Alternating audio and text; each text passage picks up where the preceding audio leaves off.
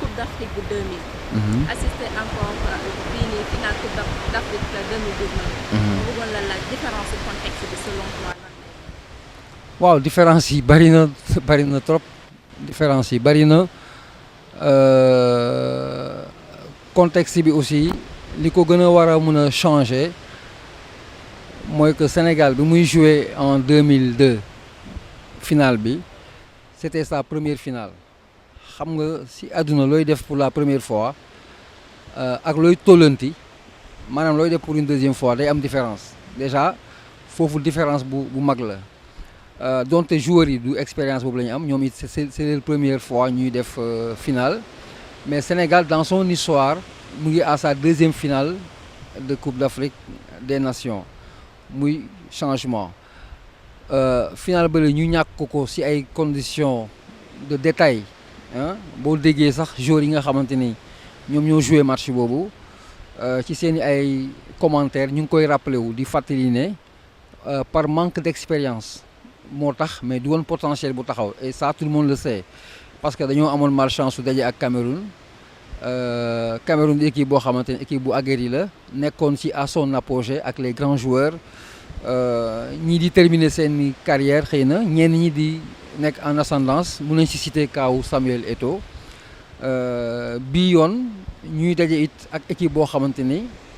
équipe bu algérienne la mu ngi di jouer sa troisième finale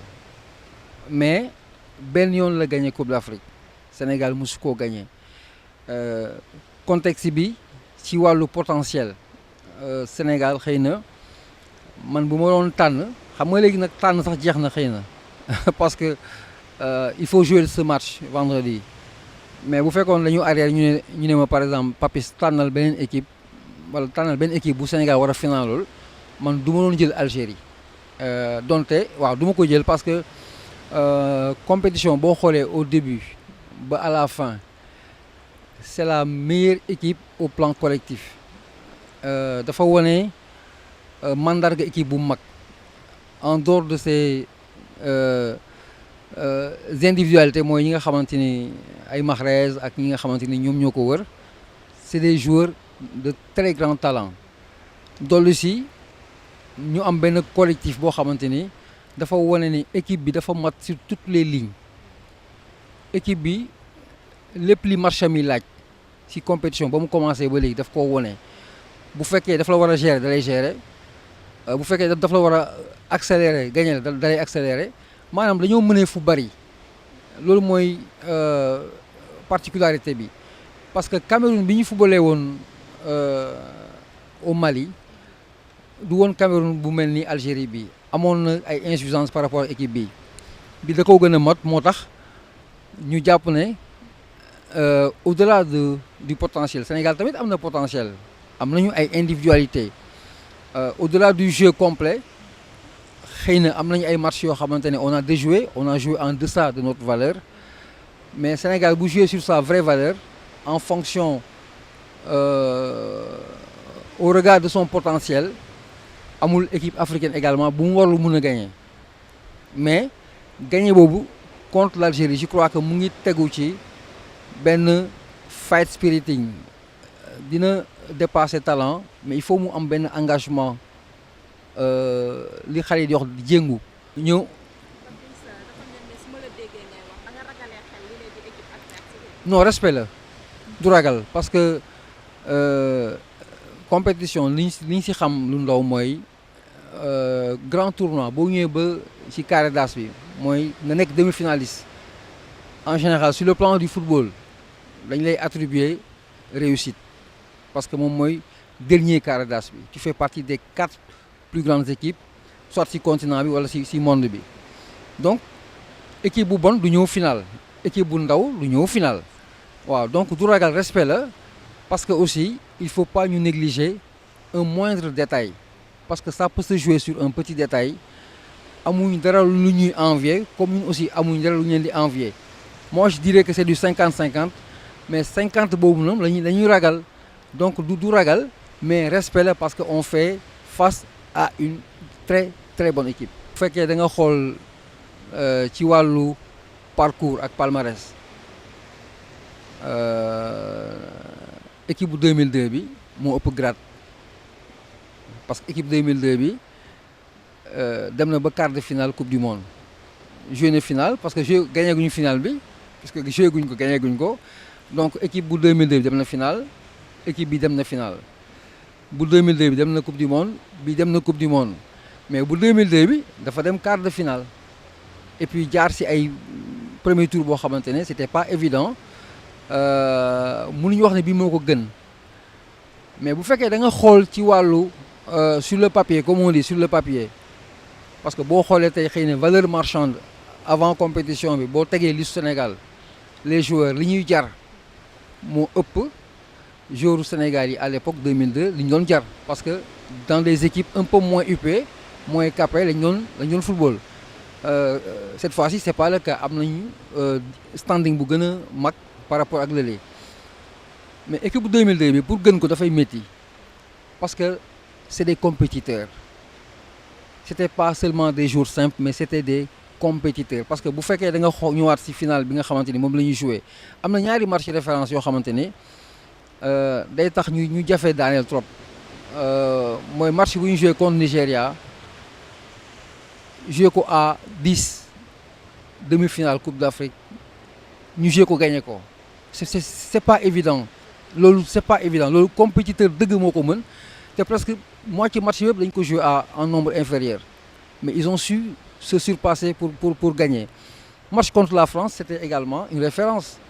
la France qui était championne en titre ñu gagné ko c'est des vrais compétiteurs xam nga su ma la nee compétiteur xam nga waxuma la techniquement ñoo mën donte amoon nañ benn Fadiga qui sortait qui était un génie un artiste El Hadj Diouf fii on a peut-être Sadio Mané mais booy wax ci sport compétiteur mooy ku mën a xeex ku am mental bu dëgër parce que mental mooy compétition mental la benn moment talent dafay jóge parce que da ngay daje ku am talent comme yow ku entraîné comme yow ku am motivation comme yow mais mental bi concentration bi du début à la fin bañ a bàyyi dara bañ a douter loolu mooy compétiteur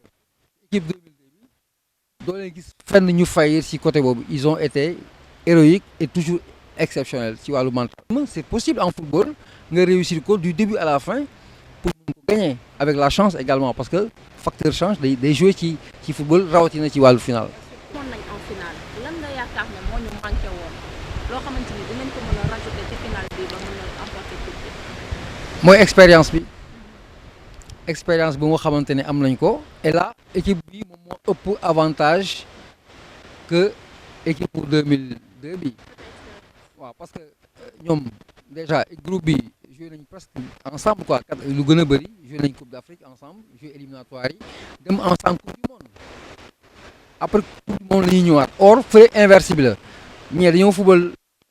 Coupe d'Afrique ba pare doog a dem au mois de juin pour football yi Coupe du monde or ñi dañoo football le plus haut niveau wàccaat ci niveau bi nga xamante moo gën a baa bële donc sur le plan de l'expérience vécue de dose et d'énergie xëy na dama déglu Aliou Cissé muy réagir à la suite de la qualification mais dafa am yu bëri yoo xamante ne dina ko gën a dimbali pour mu gérer son équipe pendant la finale parce que il a déjà réussi sa campagne parce que boo ñëwee ci comme dans son esprit il a l'esprit tranquille il a réussi sa mission il a réussi ses promesses comme il l'a dit il avait promis que day yóbbu équipe bi finale yóbbu na ko donc Aliou Cissé boo seetloo bu baax moom réussir na sa CAN léegi lu mu ci am pour man bonus lay doon en tant qu'entraîneur mais penalty boobu moom du mos a dañ ci xelam parce que moom ba pare moo nekkoon capitaine en plus ça fait rire mais c'est terrible. Aliou c'est vrai que ñu gisee nag trop waaw trop dafa am parce que je me rappelle bi ñu footballé quart de finale 2004 à Tunis ñu perte ko. On s'est croisé si après match bi il a enlevé son maillot benn numéro 6 bu mu soloon mu may ma ko symboliquement man ñaanu ma ko sax mais dañ croisé mu ne Papis tiens ça parce que dafa am benn histoire bu ndaw bu ñu am boo xamante ne bu muy nekk centre de formation Lille boobu xamagul sax ndax dina nekk professionnel wala waxuma ak ay entraîneur mu ñëwoon vacances au Sénégal nekkoon daroon si suñu benn xarit dans loolu moo tax ñu xamante parce que ñoo bokkoon koñ Pape Seck nekkoon un joueur un très bon joueur boo xamante ne dafa demoon centre de formation Lille pour def ay tests ak yéego bon mu ñibbi si quoi tests yi bon ça c'était pas concluant bon Aliou bu mu ñëwee vacances au Sénégal il était venu donc on était ensemble il nous arrivait ñu génn dem sorti yu baal yi wala ay anniversaire ay yooyu quoi donc si loolu la ñu xamante yàlla di def mu delluwaat di football man ma nekk di jàng dem ba yàlla def ma journaliste moom mu nekk footballeur ñu dajewaat donc xamante boobu noonu la demee quoi voilà donc amul dara lu spécial mu nekk nit koo xamante ne nit ku nii la mës a mel ah Aliou nii la mës a mel jàpp njàmburam wax ji bëriwul li muy def fula la koy defee